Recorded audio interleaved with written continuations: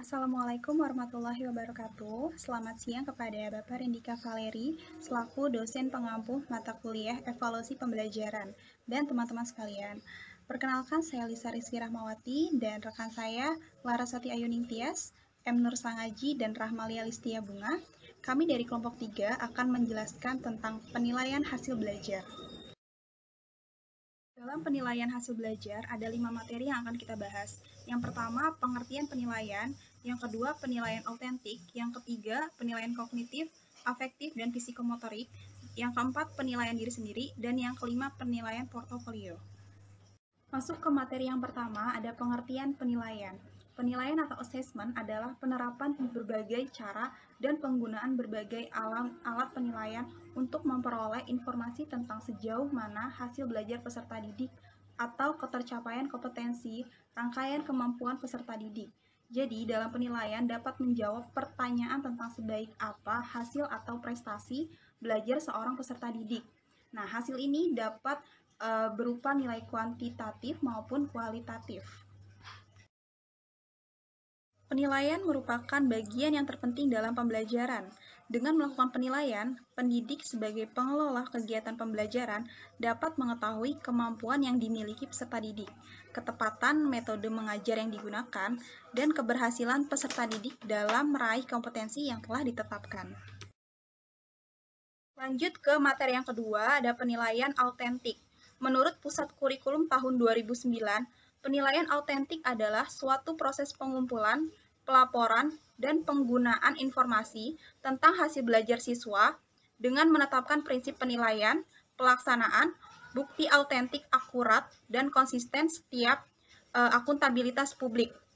Perlunya penilaian autentik dikarenakan ketika melakukan penilaian, banyak kegiatan yang akan lebih jelas apabila dinilai langsung. Ada 5 jenis penilaian autentik.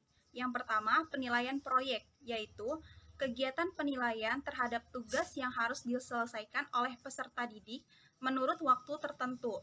Yang kedua, ada penilaian kinerja, yaitu penilaian yang memerlukan pertimbangan khusus seperti langkah-langkah kinerja, ketepatan, dan kelengkapan aspek kinerja, kemampuan khusus, dan fokus utama.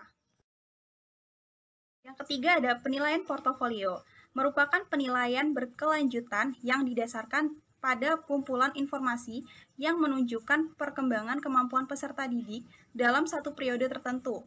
Contohnya, 1 semester atau 6 bulan. Yang keempat ada jurnal. Jurnal merupakan tulisan yang dibuat peserta didik untuk menunjukkan segala sesuatu yang telah dipelajari dalam proses pembelajaran. Dan yang terakhir ada penilaian tertulis.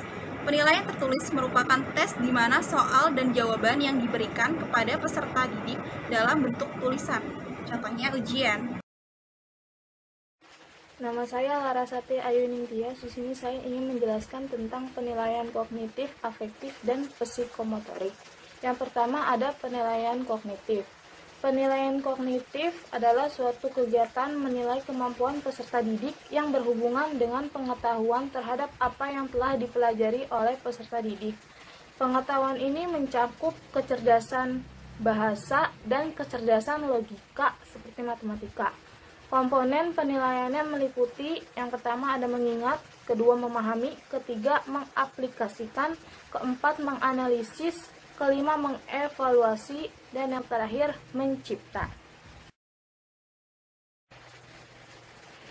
Penilaian pengetahuan terdiri dari penilaian harian, penilaian tengah semester, penilaian akhir semester, dan penilaian akhir tahun.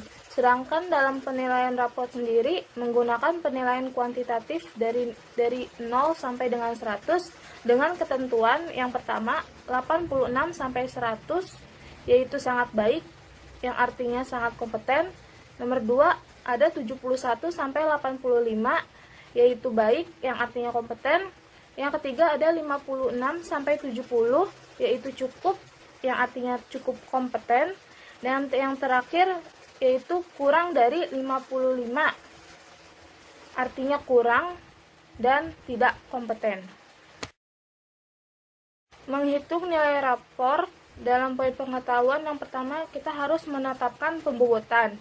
Yang kedua, menggunakan skala nilai 0 sampai dengan 100.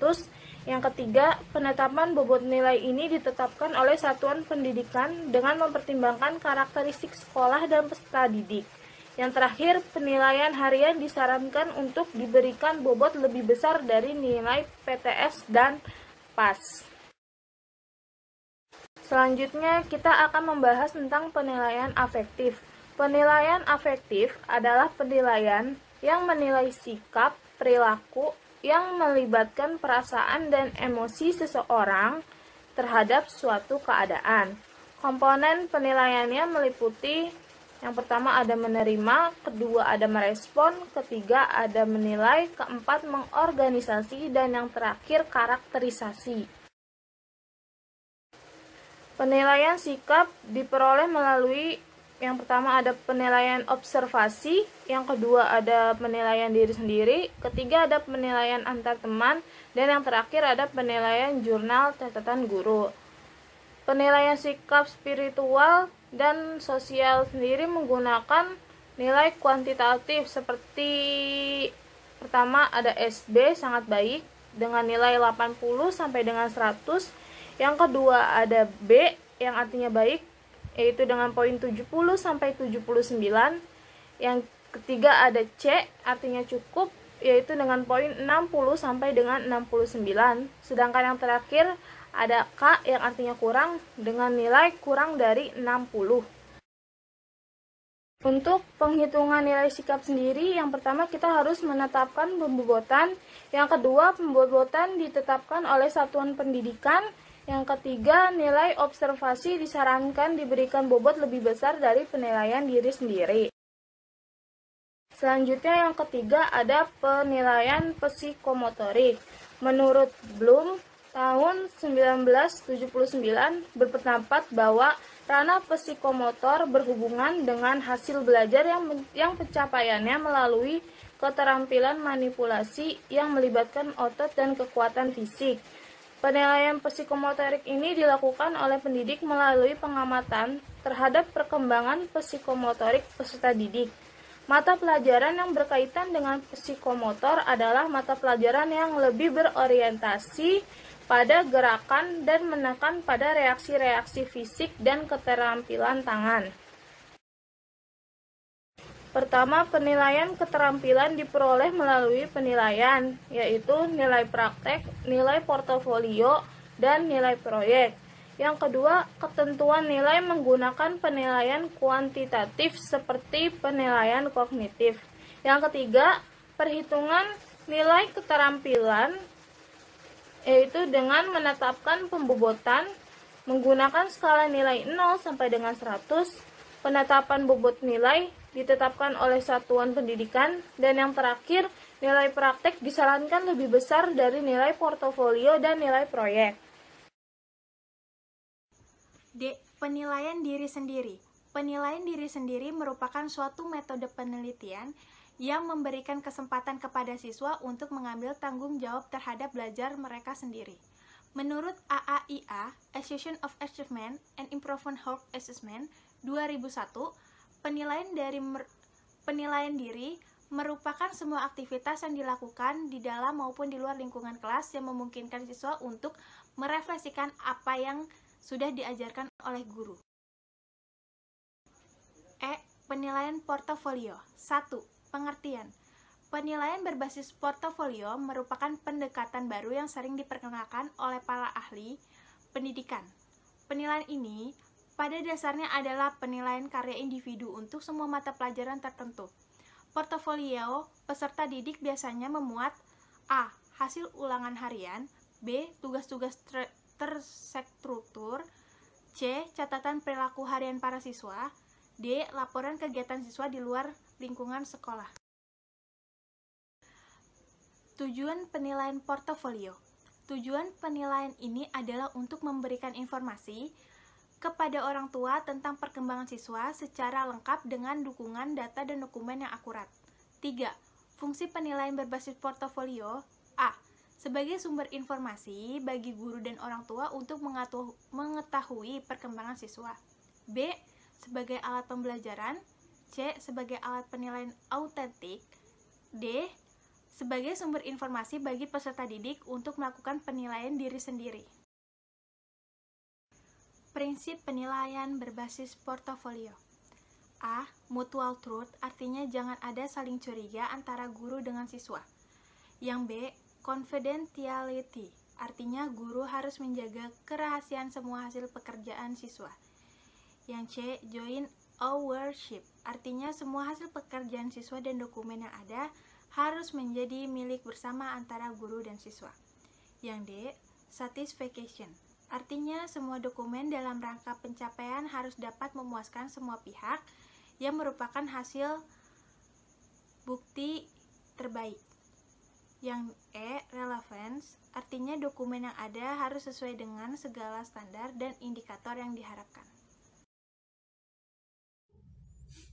5. Karakteristik penilaian berbasis portofolio menurut Barton dan Collins, Surapranata dan Hatta 2004. Terdapat beberapa karakteristik, yaitu A.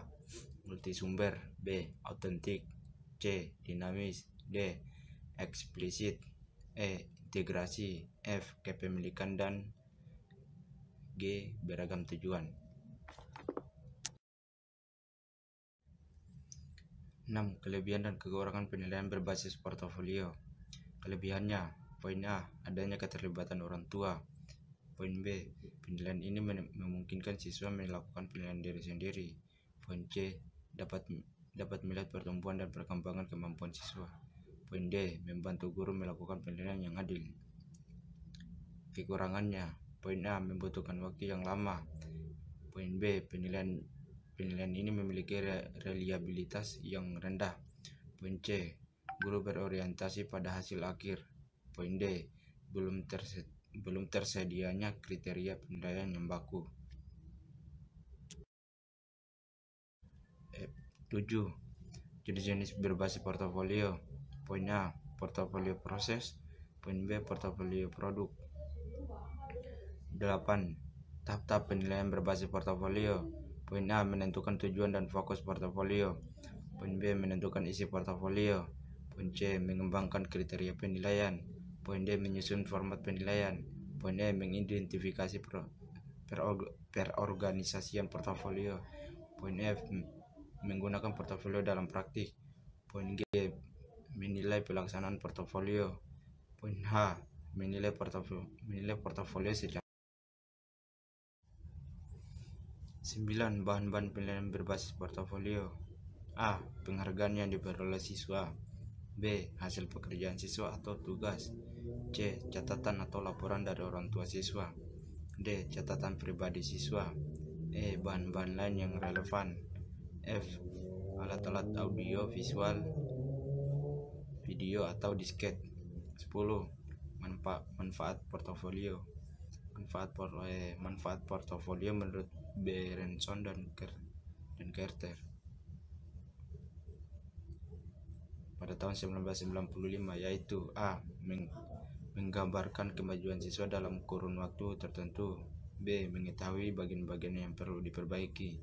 C. Membangkitkan kepercayaan diri dan motivasi untuk belajar.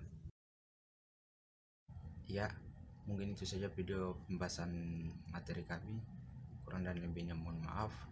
Wassalamualaikum warahmatullahi wabarakatuh. Apabila ada pertanyaan, kami persilakan.